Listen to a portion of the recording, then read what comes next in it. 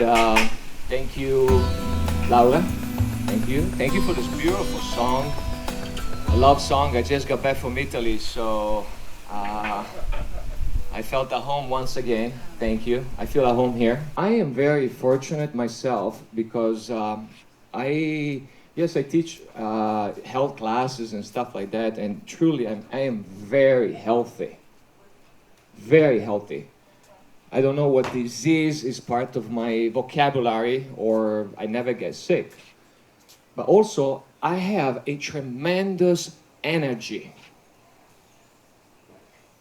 I fly all the time, I travel all the time, and I never stop unless I obligate myself to stop. Once in a while, I need to do that.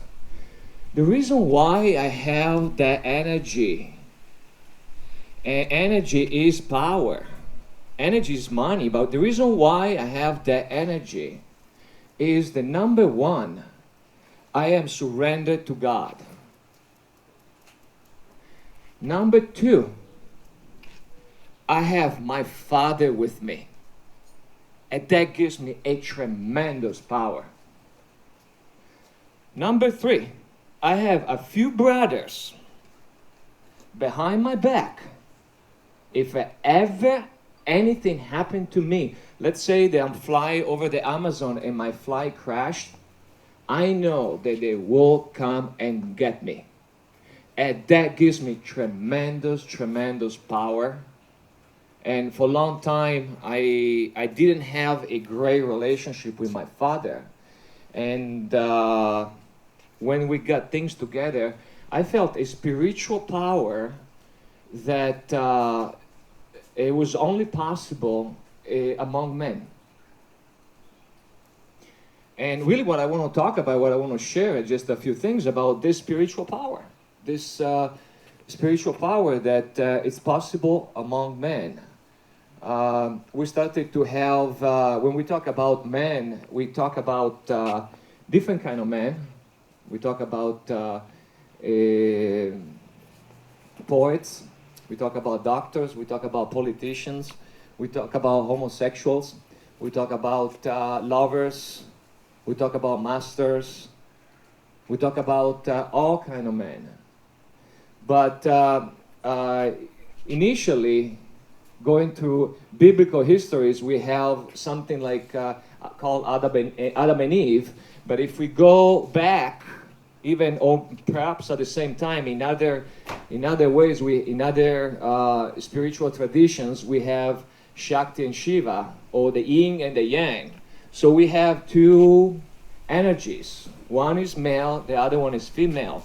And as we started to grow into those energies, male and female, we started to have throughout history different characters of man and female. And in many ways, we had moments where women, they were way more advanced than men, like now. And men, they were way more advanced than women, spiritually, in many other areas. Now, what happens is that because women with a female, women with a wow, that's what a woman is. It's a man with a wow. Female, it's a male with a F. It's a fabulous male. And what happens is that over the years, women have been mistreated. They've been having children after children, 9 children in a lifetime, 12 children in a lifetimes. And they've been mistreated. It's not a good news that women have been mistreated, and the feminine energy is being abused, mistreated, and misused, and the wounds still healing. I work with a lot of women with weight issues, and it's not news that the weight, it's a protection. It's a protection a lot from men. And in the uterus, women, they have the cervical. And inside the cervical, there are so many wounds right there. So many knots and tension that they can't open, because this is something that has been moved from generation and generations. Now, we had a wonderful happening in the 60s called the Woman Revolution, and suddenly the Woman Revolution said, all right, folks, that's it. We have power. We want equality. We can have an orgasm. We can make money. And suddenly, women, they started to excel, and not just financially or in a work environment, also spiritually. And this is not good news. I mean, if you go to a Vipassana meditation or any kind of meditation, you will know that 80% of the participants are women.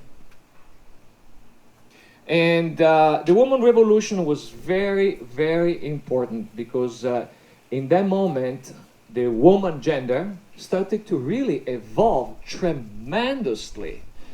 And in that moment, we had two kind of characters, talking about men and women. We had the macho man, and we had the bimbo.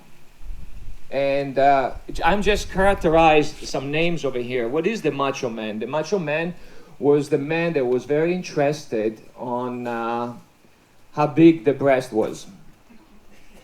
She was interested in how big his wallet was. Right? That was the typical stereotype back then, before the 60s. So after the Woman Revolution, the women said, you know, I'm done. I'm done with this. I'm going to have a fat wallet myself. And I want you to stop being the macho, because the macho was a man that it was very strong, very direct, very strong in his purpose, but it was missing the gentle touch. It was missing a certain feminine energy within. It was a man at that time was very scared, afraid to express or get in touch with his feminine energy.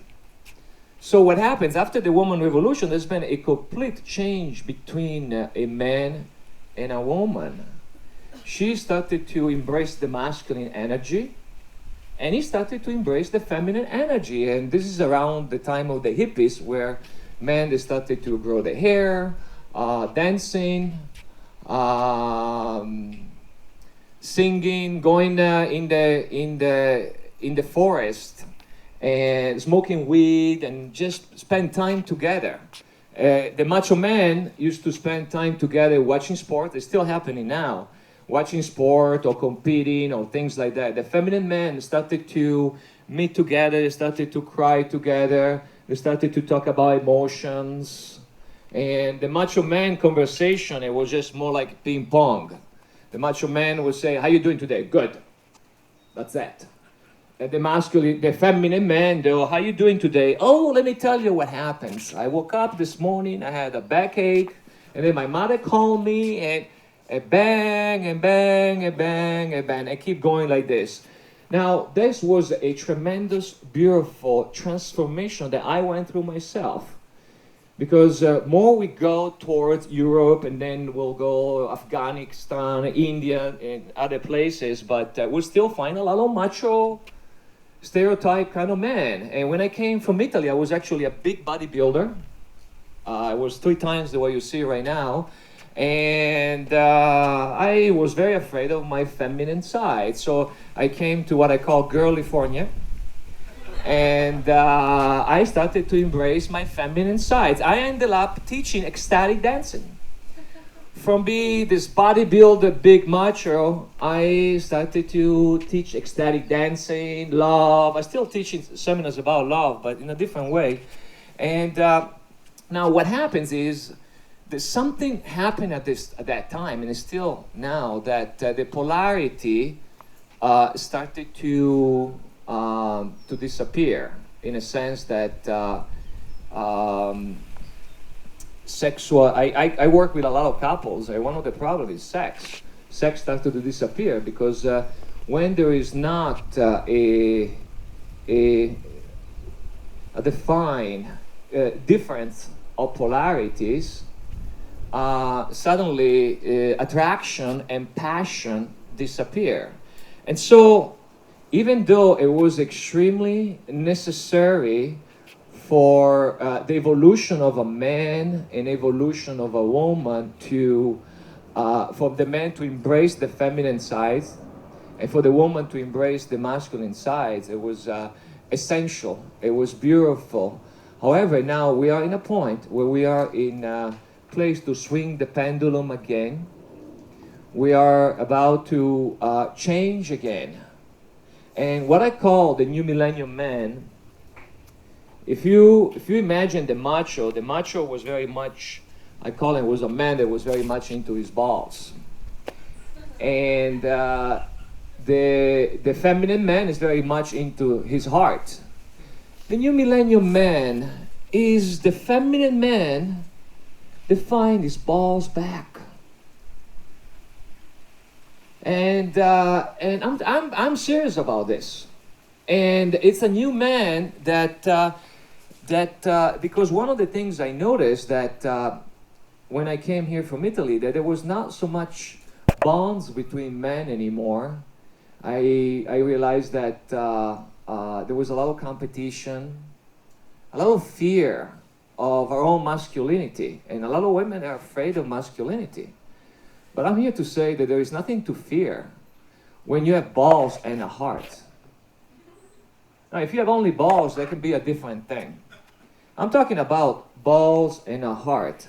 And so the journey of the new millennium man, there is also a new millennium woman, I'm going to explain you now, but the journey of the new millennium man is the journey of a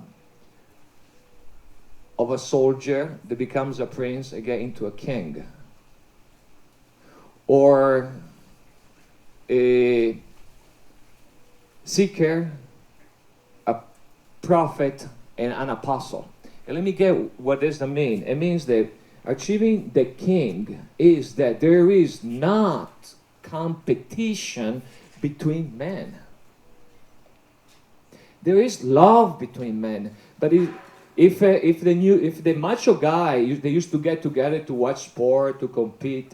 The new millennium man, they get together to express their emotions to each other and to cry together. The new millennium man is there to be absolutely authentic and truthful and to challenge the other man to be the best man that we can be in this earth. That is the man revolution. It's a brotherhood.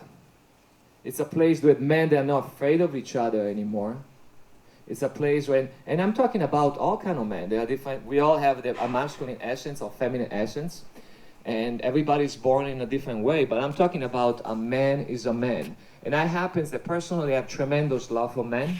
That's what I do. Also, the work that I do, I have respect and tremendous love for men. Obviously for women as well, but I know that in order to love women more.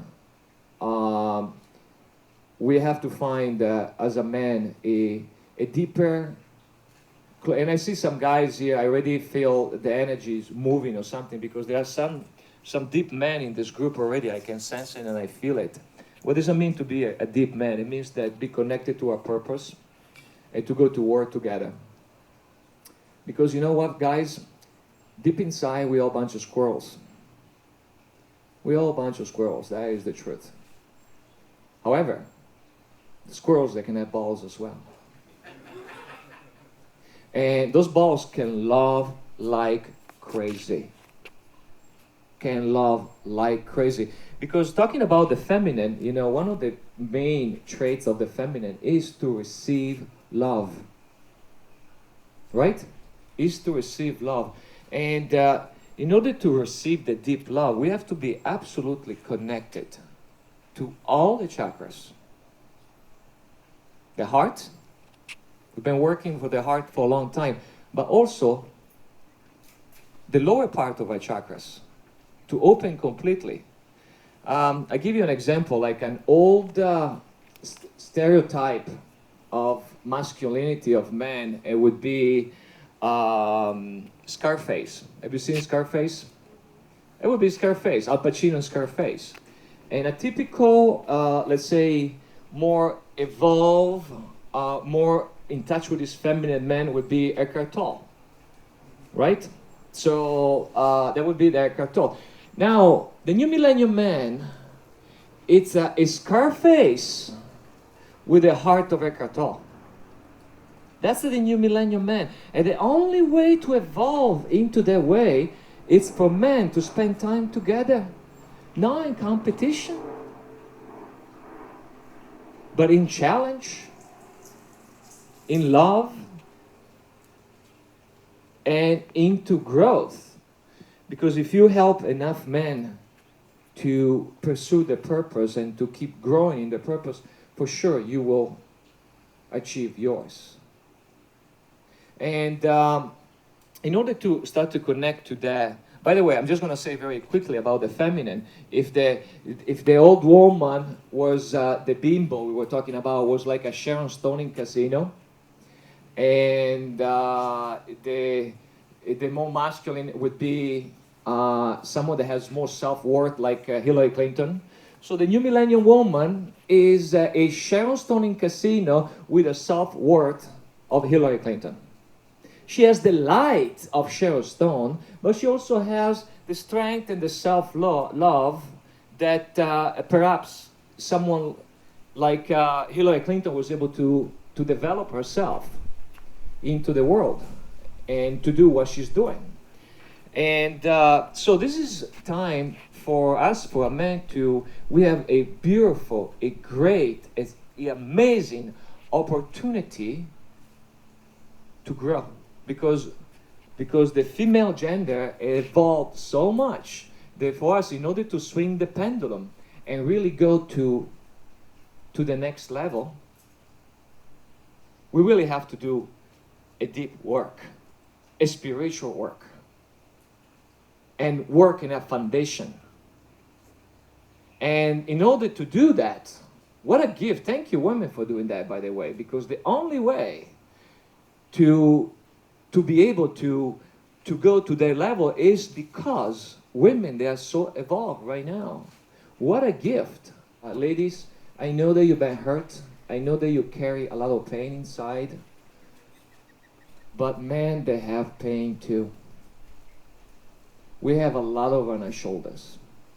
A lot. And not be able to express our gift to the world, which it comes out in form of purpose and other things, it is the most painful thing for a man. And if we are not compassionate among men, to understand that when we meet other men, there is pain. There is pain because maybe we're afraid to express our full potential. Maybe we're afraid to follow our purpose in life. And there is a spiritual strength, a spiritual power that I was talking about earlier, that can only be accomplished among men, whatever gender, whatever age. But there is a secret, unseen, spiritual power that can only be touched among men. When men cry together, and they strengthen each other together, you go out in the world and nothing can stop you. Because to be the man that we want to be, we will go to a lot of persecution, a lot of stress, a lot of pain. And that is the New Millennium Man. That is the new necessary evolution that is happening now. What a beautiful evolution. What a beautiful revolution. And what a beautiful journey. And thank our fathers. Thank our fathers. I know that, as I said earlier, I feel very connected to my father. And that gives me tremendous power. That spiritual power that I was talking about. Thank my friends, my dear friends, that I know that they are there for me no matter what. Something really rare. Because, you know, I have to tell you, I have a lot of women that if something happened to me, they will be there for me. It's rare among men. It's rare. So it is three things. And as I said, I believe in God. I mean, you can call it with your name that you want to choose, higher power or whatever. I submitted to God completely. I paid the price. I got down on my knees. I got hurt many times. And I know that when I connected with that power, with that strength, I was able to lift myself up, lift others up. And then the chain went to my father and my friends. And that is a spiritual power. And that spiritual power is here also for, especially for women. Because when it comes to the end, one of the things I want to say, and all the guys in this place, they will witness for that any man is here to please a woman. Any man wants the best for a woman. There are still macho jerks and evolved guys, absolutely. I guarantee you that there is no one of them in this room. None of men that ever touched a woman. But I guarantee you that in this room there are a lot of men that they will do whatever to protect you, to help you, to be able to trust them. Because the inner desire of a man is to protect a woman, to provide for a woman, and lead. It can happen in many different ways. And before I conclude, because I know I have a little short time here, but I want to just say something about, as a man, that obviously the number one addiction for men is women?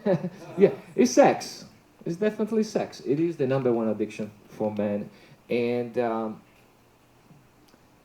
it's a natural thing that happens for a man. I can go into why and what, but when men they get together, when men they can talk about those situations, we just have example Schwarzenegger and other people and everything like this, and no man is not guilty about that because it's a natural deed to be a man. We're not here to fake it. We're here to be who we are. We love women. We love sex, but we're also here to transcend the sex in a conscious way, to channel in a certain way. And with men getting together, you receive that spiritual power besides meditation and everything that can help that life force to be transcended in a certain way. But to men getting together with power, with love, and with challenge, and with balls, and with heart, that energy can be channeled into conscious loving and conscious sex as well.